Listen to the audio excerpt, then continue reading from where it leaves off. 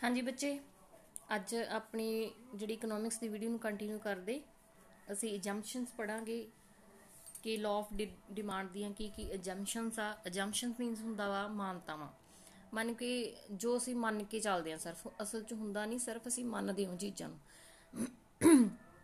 ठीक है बेटे। While explaining the law of demand the assumption of ceteris paribus और other things remaining equal is made. हाँ जी, हुण तक बेटा जिहड़ा असी सैटरिस पैराविस पढ़िया वा इनू असी और other things remaining equal is made मतलब कि बाकी चीज़ां असी समान मान के चलते हैं, वो चीज़ां बारे असी पढ़ांगे कि किहड़ी सैटरिस पैराविस हुंदा की आ। It means while studying the relationship between price of a commodity and demand for it the effect of other determinants of demand on its assumed to be constant। हाँ जी, जो असी की रिलेशनशिप पढ़ते हैं बेटा कीमत ते मंग विच, ठीक आ, तो असी बाकी चीज़ों नूं की आ स्थिर मन के चलते हैं, मतलब कि बाकी चीज़ों का असी इफैक्ट आ जिहड़ा मनते नहीं हैगे कि उन्हां दा होऊगा। असी सिर्फ यही मन्नांगे भी मंग ते सिर्फ प्राइस का ही प्रभाव पैंदा, बाकी किसी चीज़ का प्रभाव नहीं पैंदा। These are known as assumption of law of demand ਤੇ ਇਹਨਾਂ ਨੂੰ ਹੀ ਅਸੀਂ ਕੀ ਕਹਿੰਦੇ ਆ, ਮਾਨਤਾਵਾਂ ਕਹਿੰਦੇ ਆ। ਮੇਨ assumptions ਕਿਹੜੀਆਂ ਹੋਣਗੀਆਂ ਦੇਖਾਂਗੇ। There is no change in income of the consumer, मतलब कि गाहक की आमदन में कोई फर्क नहीं पिया।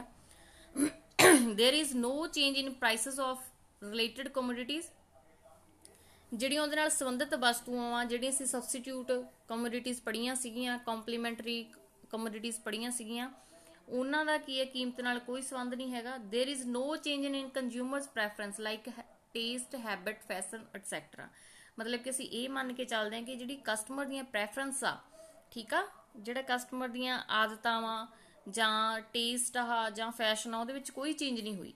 The consumer expect that there will be no change in price of commodity in future, ਤੇ ਜਿਹੜਾ ਕੰਜ਼ਿਊਮਰ ਆ ਗਾਹਕ ਆ ਉਹ ਮੰਨ ਕੇ ਚੱਲਦਾ ਵਾ ਕਿ ਭਵਿੱਖ ਵਿੱਚ ਇਹਨਾਂ ਦੀ ਕੀਮਤਾਂ ਵਿੱਚ ਕੋਈ ਜਿਹੜੀ ਆ ਚੇਂਜ ਨਹੀਂ ਹੋਊਗੀ।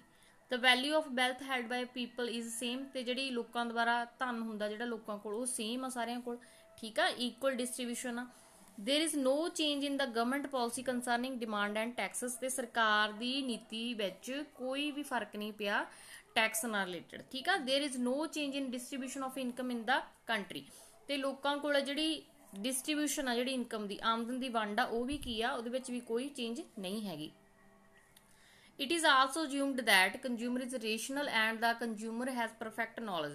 इत्थे असीं ये मन के चलदे हां जिहड़ा कंज्यूमर आ वो की आ पूरी तरह वो जागरूक आ ते उहनूं की आ हर एक नूं जानकारी आ, ठीक आ। The commodity is normal, the law of demand applies to normal commodities only, ठीक आ। मतलब कि ਜਿਹੜੀਆਂ ਵਸਤੂਆਂ ਵਾ ਉਹ ਨੋਰਮਲ ਆ। ਨੋਰਮਲ ਵਸਤੂਆਂ ਕਿਹੜੀਆਂ ਹੁੰਦੀਆਂ ਵਾ ਜਿਨ੍ਹਾਂ ਦਾ ਜਿਹੜੀ ਪ੍ਰਾਈਸ ਇਨਕਰੀਜ਼ ਹੋਣ ਤੇ ਜਿਨ੍ਹਾਂ ਦੀ ਡਿਮਾਂਡ ਘਟ ਜਾਂਦੀ ਆ, ਠੀਕ ਆ, ਪ੍ਰਾਈਸ ਘਟਣ ਤੇ ਜਿਨ੍ਹਾਂ ਦੀ ਡਿਮਾਂਡ ਇਨਕਰੀਜ਼ ਹੋ ਜਾਂਦੀ ਆ ਉਹਨਾਂ ਨੂੰ ਅਸੀਂ ਕੀ ਕਹਿੰਦੇ ਆ, ਨੋਰਮਲ ਕਮੋਡਿਟੀਜ਼। ਇਹ ਲਾਅ ਆ ਜਿਹੜਾ ਗਿਫਨ ਗੁੱਡਸ ਤੇ ਜਿਹੜੀਆਂ ਕਿ ਵੈਰੀ ਪੂਅਰ ਕੁਆਲਿਟੀ ਦੀਆਂ ਗੁੱਡਸ ਹੁੰਦੀਆਂ ਉਹਨਾਂ ਤੇ ਅਪਲਾਈ ਨਹੀਂ ਹੁੰਦਾ। ਉਹ ਅੱਗੇ ਦੇਖਾਂਗੇ ਅਸੀਂ ਕਿਹੜੀਆਂ ਹੁੰਦੀਆਂ ਵਾ। Why does the law of demand apply, ਕਿਉਂ ਬੇਟਾ ਜਿਹੜਾ ਮੰਗ ਦਾ ਨਿਯਮ ਅਪਲਾਈ ਹੁੰਦਾ ਵਾ।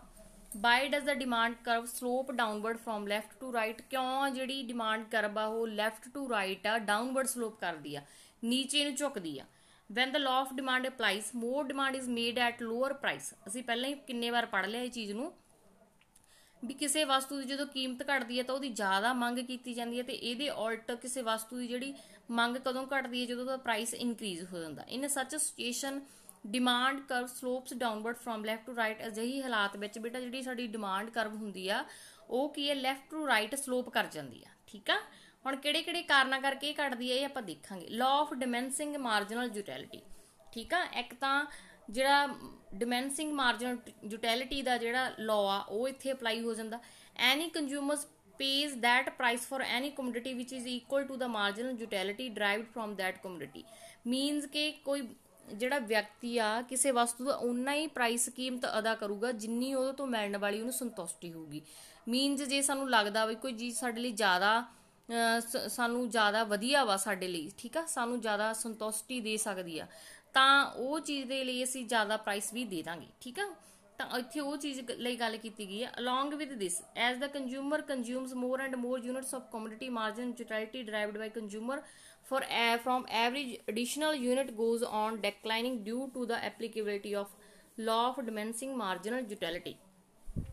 ਹਾਂਜੀ ਇਹ ਕੀ ਕਹਿੰਦੇ ਆ ਵੀ ਜਿਵੇਂ ਜਿਵੇਂ ਕੰਜ਼ਿਊਮਰ ਆ ਜਿਹੜੀਆਂ ਉਹ ਵਸਤੂ ਦੀਆਂ ਹੋਰ ਯੂਨਿਟਸ ਖਰੀਦੀ ਜਾਊਗਾ ਉਹ ਜੇ ਹਿਸਾਬ ਨਾਲ ਕਿ ਉਹਦੀ ਮਾਰਜਨ ਯੂਟਿਲਿਟੀ ਹੈ ਜਿਹੜੀ ਹਰੇਕ ਯੂਨਿਟ ਤੋਂ ਘਟਦੀ ਜਾਊਗੀ। ਠੀਕ ਆ, ਤਾਂ ਕਰਕੇ ਵੀ ਇਹ ਜਿਹੜਾ ਇੱਥੇ ਇਹ ਲਾਅ ਅਪਲਾਈ ਹੁੰਦਾ। Hence when less number of units the commodity are consumed the consumer gets higher margin utility। मतलब कि ਜਦੋਂ ਉਹ ਲੈਸ ਨੰਬਰ ਮਤਲਬ ਕਿ ਘੱਟ ਨੰਬਰ ਉਹਨੂੰ ਯੂਨਿਟਸ ਮਿਲਣਗੀਆਂ ਮੀਨਸ ਕਿ ਪ੍ਰਾਈਸ ਹਾਈ ਆ ਉਹਨੂੰ ਘੱਟ ਯੂਨਿਟਸ ਮਿਲ ਰਹੀਆਂ ਵਾ ਤਾਂ ਉਹਦੀ ਮਾਰਜਨ ਯੂਟਿਲਿਟੀ ਜ਼ਿਆਦਾ ਹੋਗੀ ਕਿਉਂਕਿ ਉਹ ਜ਼ਿਆਦਾ ਪੇ ਕਰ ਰਿਹਾ ਉਹ ਚੀਜ਼ ਲਈ। ਠੀਕ ਆ, ਉਹਦੀ ਸੰਤੁਸ਼ਟੀ ਵੀ ਉਨੀ ਜ਼ਿਆਦਾ ਹੋਗੀ।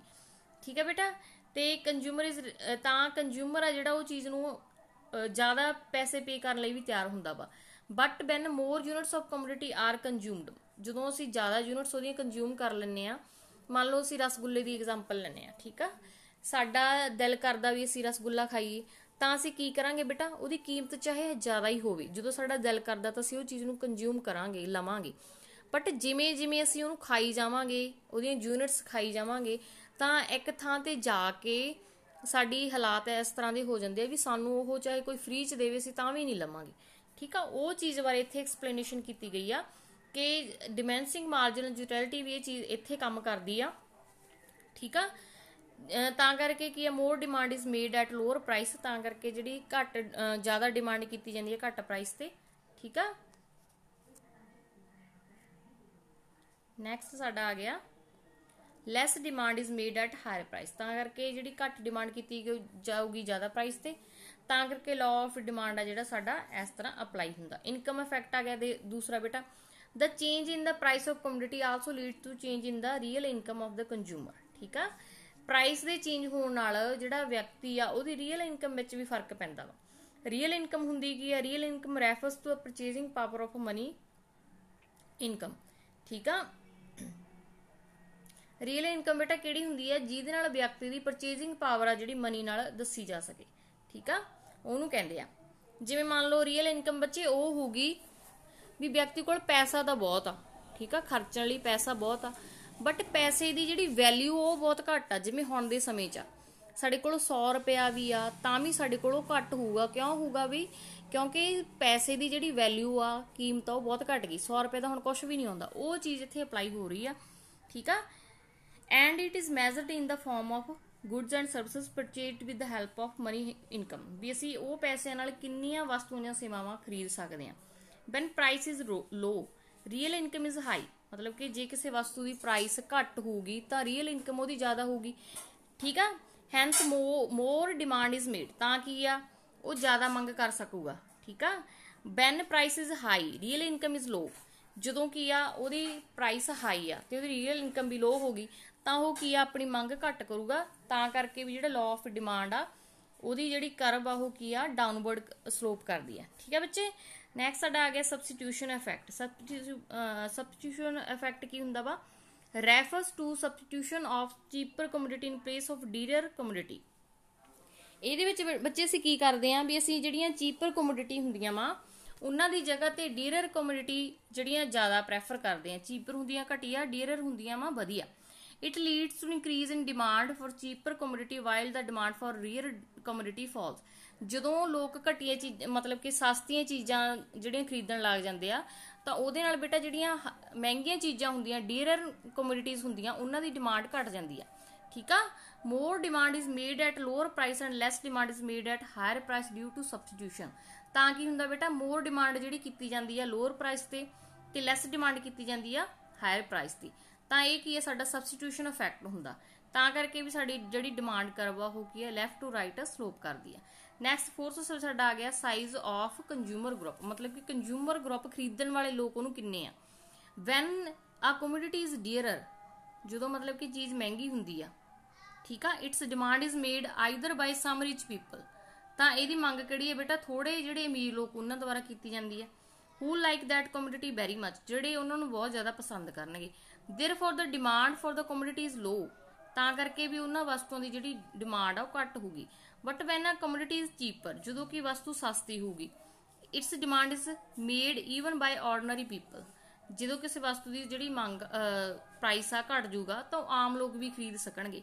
ਠੀਕ ਆ, ਘੱਟ ਮੰਗ ਇਨਕਮ ਤੇ along with this with the commodity becomes cheap। ਠੀਕ ਆ, ਜਿਹਦੇ ਨਾਲ ਉਹ ਵਸਤੂ ਕਈ ਬੇਟਾ ਜਿਹੜੀ ਆਮ ਹੋ ਜੂਗੀ। ਜਦੋਂ ਆਮ ਲੋਕ ਹੀ ਖਰੀਦ ਸਕਦੇ ਆ ਉਹਨੂੰ। ਤਾਂ many such consumer begin to purchase it who were not purchasing it earlier, ਤਾਂ ਉਹ ਵੀ ਲੋਕ ਉਹਨੂੰ ਖਰੀਦ ਸਕਣਗੇ ਬੇਟਾ ਜਿਹੜੇ ਉਹ ਪਹਿਲਾਂ ਨਹੀਂ ਖਰੀਦ ਸਕਦੇ ਸੀ। This also lead to applicable of law of demand and demand curve slopes downward from left to right। ਤਾਂ ਇਹ ਚੀਜ਼ ਵੀ ਸਾਈਜ਼ ਆਫ ਕੰਜ਼ਿਊਮਰ ਗਰੁੱਪ ਵੀ ਹੈ ਜਿਹੜਾ ਅਫੈਕਟ ਕਰਦਾ ਵਾ ਵੀ ਜੇ ਵਸਤੂ ਮਹਿੰਗੀ ਆ ਤਾਂ ਕੁਝ ਕੁ ਲੋਕ ਖਰੀਦਣਗੇ, ਜੇ ਚੀਜ਼ ਸਸਤੀ ਹੋ ਜਾਂਦੀ ਤਾਂ ਫਿਰ ਉਹ ਆਮ ਲੋਕ ਵੀ ਖਰੀਦ ਸਕਣਗੇ। ਤਾਂ ਇਹਦੇ ਨਾਲ ਵੀ ਜਿਹੜੀ ਵਸਤੂ ਦੀ ਡਿਮਾਂਡ ਆ ਉਹ ਇਨਕਰੀਜ਼ ਹੋਊਗੀ। ਠੀਕ ਹੈ ਬੇਟੇ।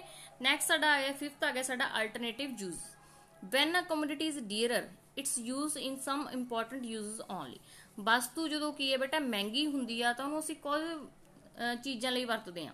therefore its demand is low, ਜਦੋਂ ਉਹਦੀ ਮੰਗ ਘਟ ਜਾਵੇ।